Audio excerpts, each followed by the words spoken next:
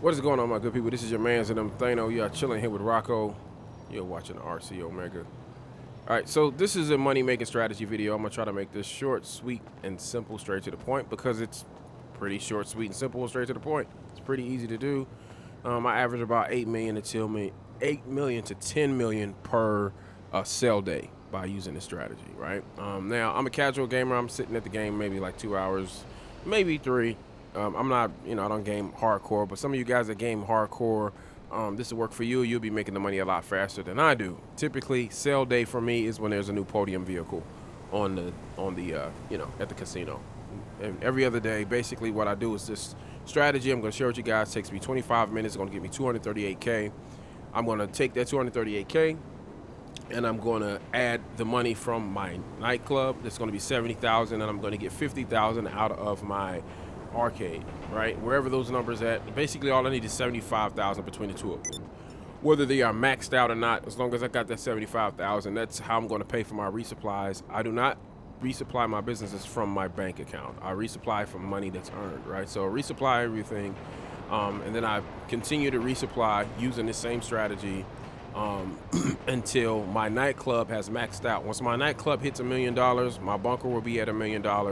I will have sold my motorcycle clubs at least twice, and by sale day, when I sell my cargo warehouses as well, I'll make about 8 million to 10 million. That's basically how it works for me. It's really simple. I'm just going to show you how I start out. So as you can see, I'm close to the motorcycle club. I mean, not the motorcycle club, close to the import-export. The way I make this strategy is by centering everything around import-export. The reason why is because this is a game that's about stealing cars, right? So import-export only makes sense. This helipad right here is normally where I leave my CEO chopper or my cargo bob. It's one of the first strategies in this game. Again, you'll see that in the description section, but I'm about to just kind of breeze through it real quick and tell you each step, and you can, again, you'll be able to see it in the description section. So gonna start out like this. This is how it's gonna go. You got 5 steps. It's gonna be import export run. You're gonna do a diamond shopping run, headhunter, bank robbery, and you're gonna end with another import export run. You're gonna by doing that, you're gonna get yourself 238K. Should take you 25 minutes. Each step 5 minutes. You probably be able to do some of them faster than 5 minutes, but obviously you're gonna also need one of these. You're gonna need a cargo bob and terabyte, right? So import export run. Here's some little advice on the import export run.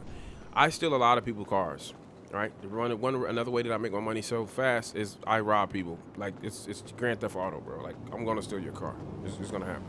So if you're gonna steal somebody's car, you steal a car from a person that has the same garage as you. I've been playing Division 2 and I can't remember how to. There you go. Because it's different on Division 2. But yeah, if you're gonna if you're gonna steal someone's car, you want to use this shotgun. My advice would be use this shotgun. You don't want to use this one because you're just gonna. Well, if you have the explosive rounds, you're just gonna blow up the car.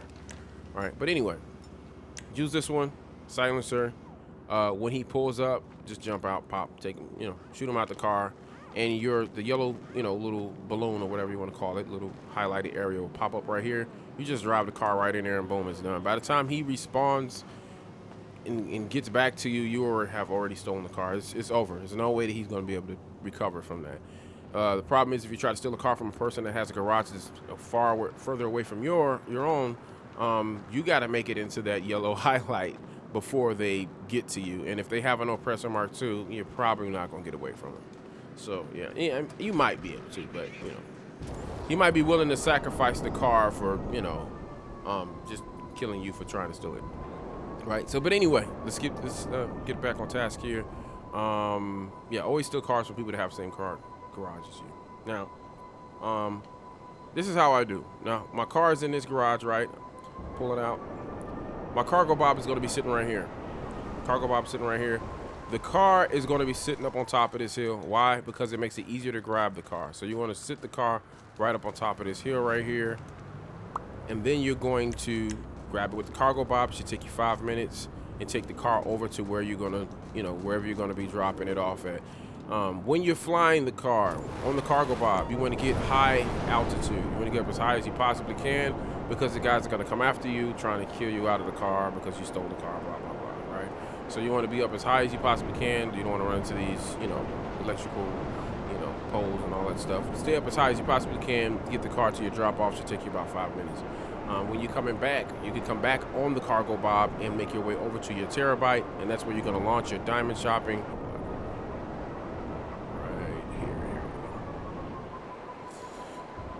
Right here. Okay, so I've arrived. This is my launch point. This is where I like to keep my terabyte sometimes. You want to, now you don't have to do this, but this is what I do. I'll park the terabyte right in here. Tuck it. Make sure that the exit, you know, the door, driver's side door, is open right in here, so that when you jump out the car, you can get out, right? You know. But again, you don't have to tuck it away right here. I just like to do it because if it's on the street, sometimes people will see it and start trying to shoot it, and you know, they're gonna run out of bullets trying to blow that thing up. But some people are willing to do it. Anyhow, so you want to park that bad boy right here. Diamond shopping is going to be straight up here. This is the reason why. You don't want to park your terabyte too close to the diamond shop, because if you do, then it'll disrupt it. You won't be able to launch the mission, right? So terabyte's back there where I was just at, right? And I can show you on the map real quick. Let me just open the map real quick to you guys.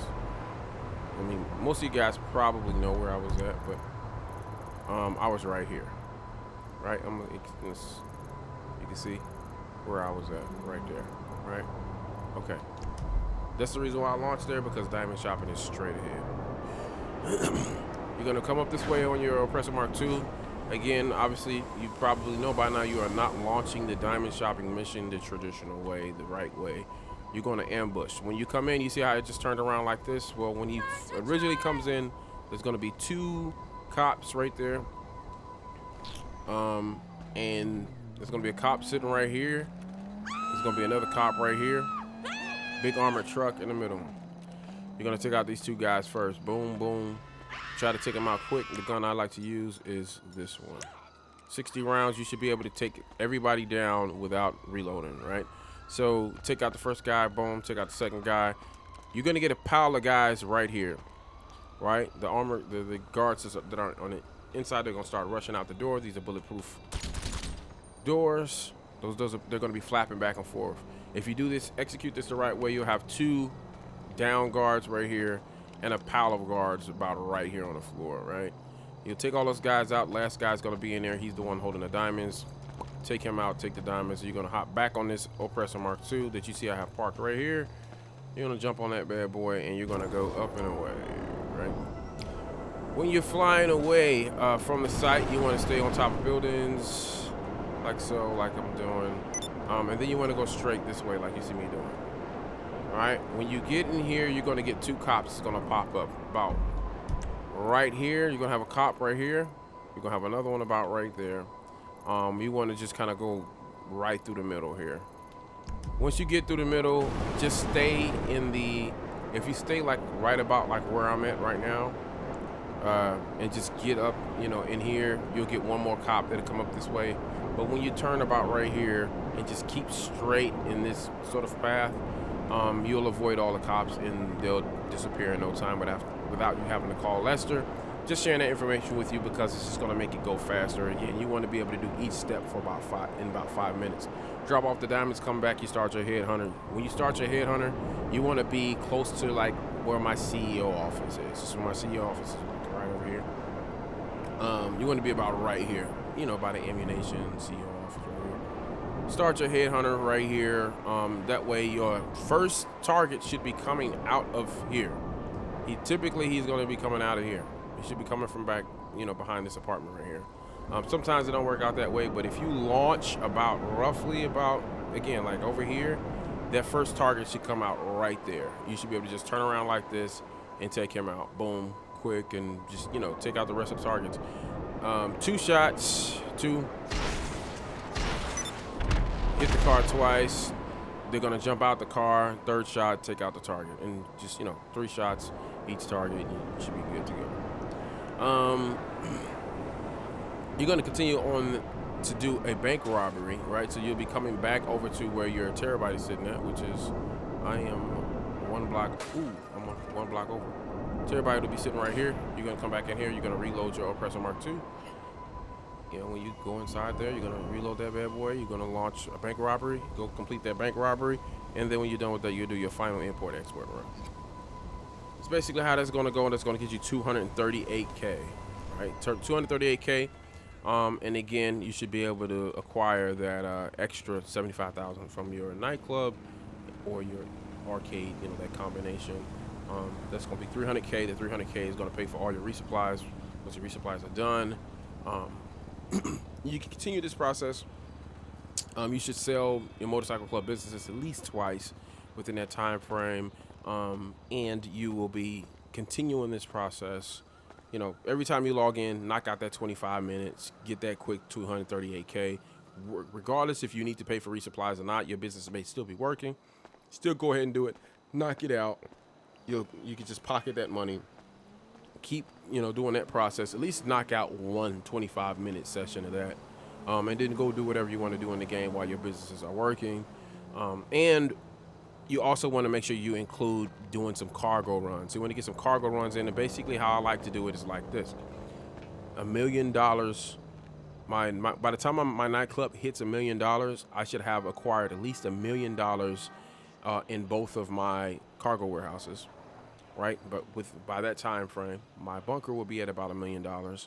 I will have sold $1 million maybe twice out of my motorcycle club businesses.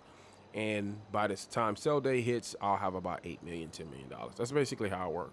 Sell day for me, again, is when a new podium vehicle is available at the casino. And that's how I work the game.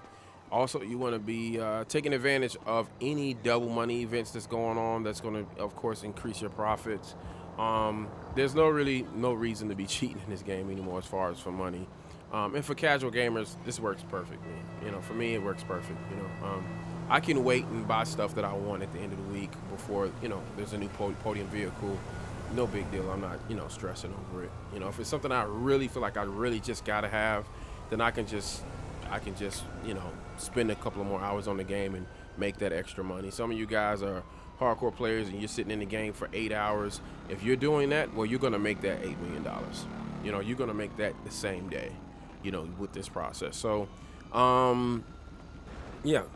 That's going to be about it, man. I hope this has been helpful for you guys. Yeah, that's $8 million per sell day. And again, that's for casual gamers, people like me, 2-3 hours. By the end of the week, when there's a new podium vehicle, you should have about $8 million to $10 million in your bank account if you use this strategy. Again, make sure you pay attention to the description section, and that'll break everything down in detail as far as what you need to be doing in this strategy. All right, so that's going to be it. Thanks for watching. Peace.